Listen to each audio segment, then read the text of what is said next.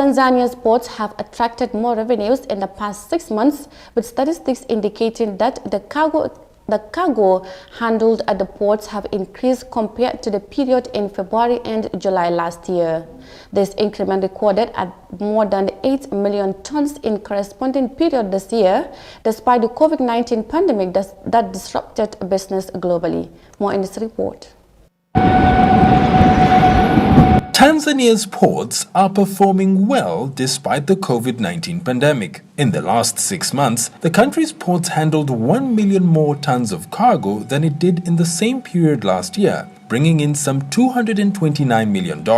Eric Hamisi, the man tasked with overseeing Tanzania's ports, says not going into COVID lockdowns, improving infrastructure and overall efficiency is yielding double-digit growth in revenues. If you look at July 2020, and July 2021, that is almost 23% increase of throughput. So we are doing well, and August this year is going to be even better. Deepening of berths at the port of Dar es Salaam has enabled larger ships and volumes of cargo to come through. Players in the shipping industry say improvements at the port of Dar es Salaam have raised their business prospects.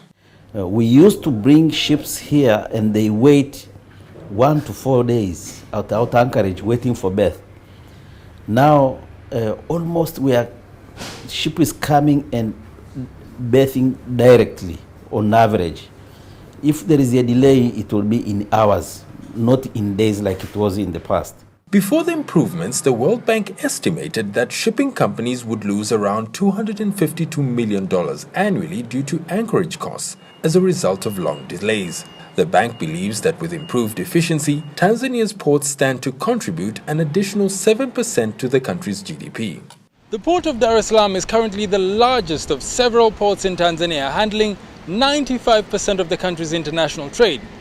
An increase in the volume of cargo that passes through here not only benefits the country's economy, but also the 8 landlocked countries served by it. 17 million tons of cargo passed through the port of Dar es Salaam last year, and only 5 million of them were transit cargo going to neighboring countries. Authorities say there is room for improvement. We want to see the number going up, because that is, if you work out numbers, that is only 30% transit cargo. So this port is not for Dar es Salaam only, it's not for Tanzania only. This port is for the region. The Tanzania Ports Authority says $100 million is being invested in new equipment to further improve the capacity of ports in the country. It hopes this will help the country become the #1 port in Africa within the next 10 years.